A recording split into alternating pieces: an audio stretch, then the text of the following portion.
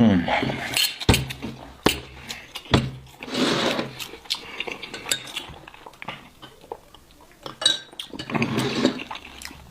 الاكلات اللي كل لقمه تاكلها جديده كانما استوت بديت تاكل. يعني من تشبع صدق تشبع. اكو اكلات لا تمل من الطعم بس تحس بروحك بعدك، يعني يجوز اذا اجيب لك اكله ثانيه تاكلها.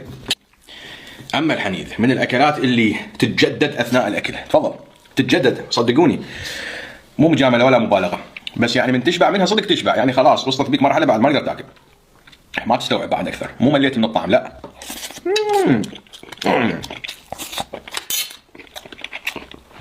من الاكلات يعني بعباره اصح وادق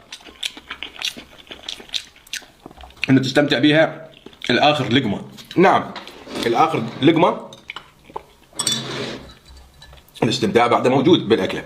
اكو اكلات لا صراحه تشبع على النص، انه يعني تحس بروحك بعدك جوعان، تصير الاكل يجيك فليفر فتيك، ارهاق من النكهه.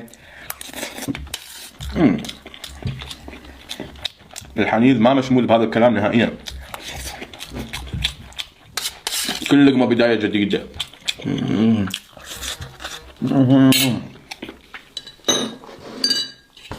وصراحه بديت اكتفي يعني، رغم انه الوجبه تحفه صراحه. اذا اكل براحتي يمكن راح اقدر اخلصها اوكي، بس انا ما اريد الفيديو يصير عليكم طويل.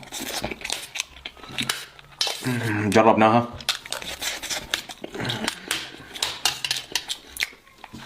وفشي تحفه.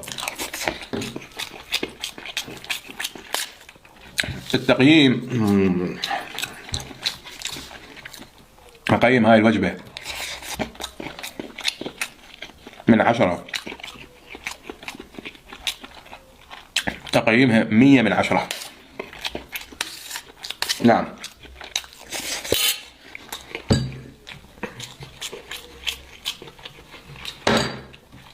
فوق 10.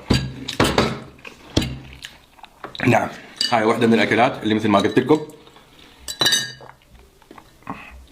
ما تقوم منها إلا وأنت الحمد لله والشكر شبعان.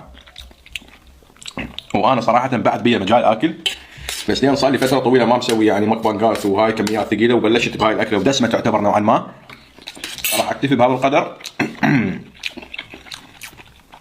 وشكرا لكل أهل اليمن على اقتراحكم إلي هاي الأكلة الرهيبة، واعتذر منكم لأن تأخرت يلا سويتها، لأن قلت أريد أضبطها، ما أريد أسوي أكلة وأتفاشل وياكم ما أضبطها، يعني التوابل الكذا طريقة التحضير، فحاول